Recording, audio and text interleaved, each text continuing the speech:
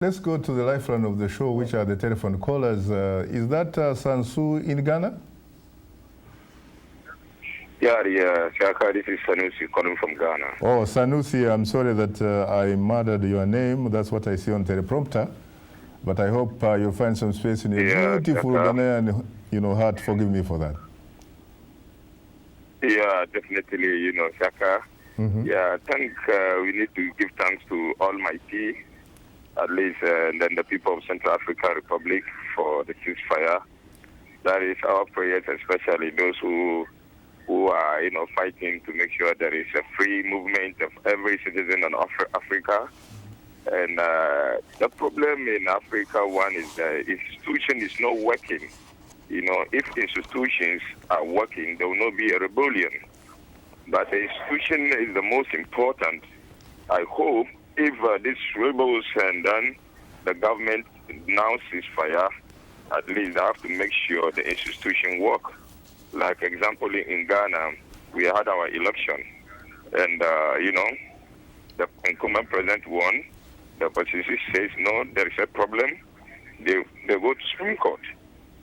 If the opposition doesn't have the law for this country, it's easy to organize people to start attacking people. So every country, especially down here in Africa, we need to understand the rule of law is the most important. But the institution must be independent. I want to use this your platform again to thank our president for nominating one woman who I admire a lot to be of his government, which is Nana Oye-Lita. She's human rights. Yeah. So I thank him for nominating her because she's fighting for the vulnerable people. Because it's the vulnerable people that people can use them with small amount of money to get them with some AK-47. But she's doing all her best to let them understand how rule of law is working, especially down here in Ghana. And I hope one day you will invite her at your platform, so that she could have something a lot to tell other countries what she has done in Ghana and other countries.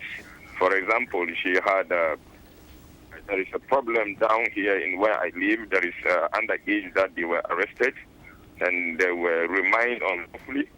And when the information got to her, she quickly stand up.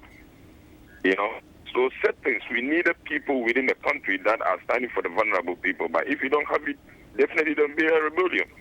Assume if somebody gives somebody who is a vulnerable person about 100 Ghana cedis, and then give him the AK-47, says, go this house, you see that man over there, it takes a lot of our money. Go and attack him. What is going to happen? Definitely. So thank you very much, and thank you, my president, for nominating Nana Oye-Lita. Bye. Thank you. Thank you very much. Let me come to you, Milton. Yes, Sanusi from Ghana raises a very interesting point, especially the one of, again, a point that had earlier been raised by your fellow panelist, Gabino, of strong institutions. Yes. We can talk the talk, but how do you, in fact, walk the talk so that you can actually have strong institutions? Well, you obviously have to make sure that the ordinary people, the grassroots, are involved in national government. Correct.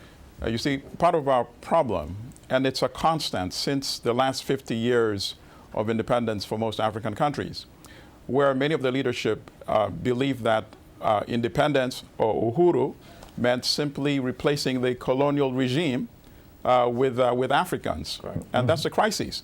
So now we have, in essence, in many African countries, an African government that conducts itself pretty much like a colonial regime, without the participation or involvement of the ordinary people at the grassroots in national politics.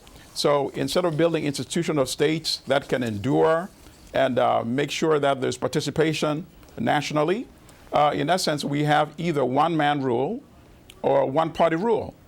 And that is the tragedy. So in that sense, the Central African Republics is just symptomatic of many of the problems that are being faced in many African countries. Correct. That 50 years after Uhuru, we are still talking about how to determine transition of one government to the next.